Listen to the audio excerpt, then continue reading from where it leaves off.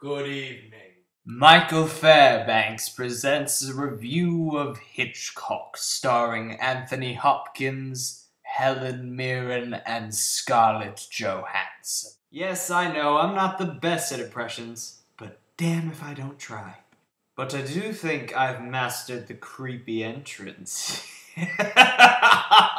Comment in the box below. Do I need psychological help? But first, finish the review. Yeah, that's right. Keep going. Keep watching.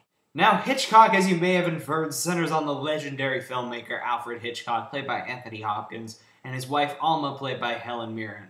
They're just coming off of the incredible success of North by Northwest, but Hitchcock wants something different and not so formulaic. He stumbles on this book called Psycho, which he absolutely becomes infatuated with, and goes on a hell-bent quest to get the film made, despite the objections of the censorship board and the studio, to create the beloved horror film that we all know and love today.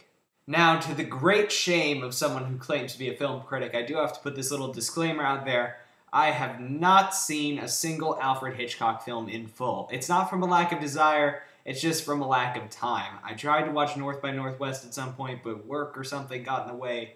But after this film, I definitely plan on going back and watching them, because I gotta say, I thoroughly enjoyed this one.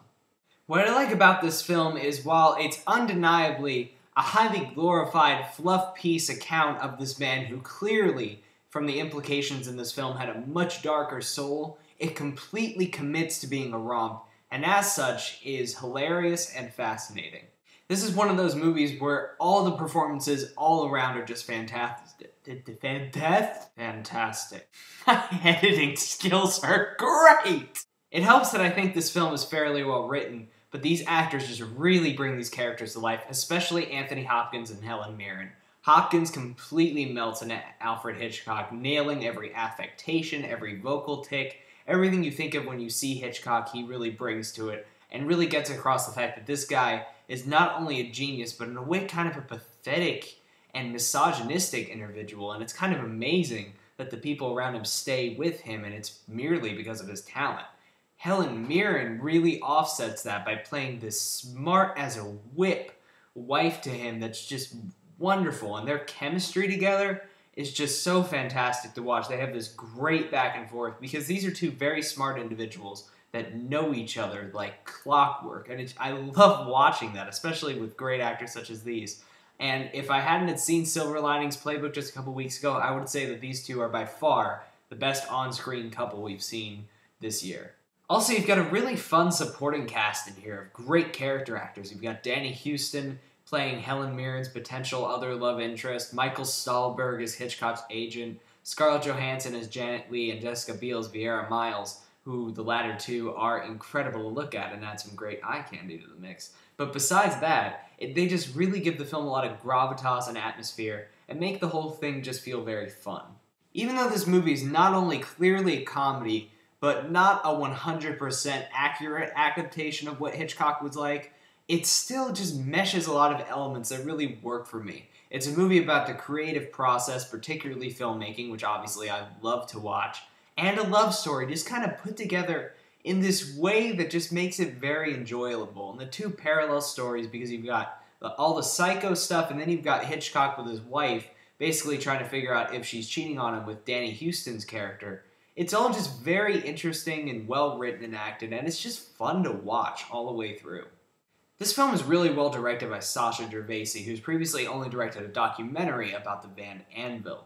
He just has a very specific style to where everything feels like it lends itself to the tone of the film, even the more surreal elements, like when you get into Alfred Hitchcock talking to his imaginary friend who's the killer from the book Psycho. It all just kind of feels like it fits because of his very good style, not to mention his incredible work with the actors, and also just his great camera work that just comes off as really visceral, and there's some great, just specific shots in this movie. There's not really many wasted shots, which I love. Every shot in this movie is just incredibly well framed and beautiful in its own way. My one problem with this film is that sometimes, even at an hour and 38 minutes, it feels like a couple of these scenes could have been cut out. Especially parts where Hitchcock is suspicious of Helen Mirren. There's really just one too many scenes of Hitchcock going like, "So how's your friend Whit doing?" It definitely just drives the point home just a little bit too far, and I feel like if this film was a straight 90 minutes, hour and a half, I would have enjoyed it even more. So overall, while Hitchcock is definitely a romp in every sense of the word, it does give you some good insight into his creative process and personal demons without making it too heavy-handed and making it a fun and funny movie with some great dialogue and acting. I give Hitchcock 3 stars out of 4.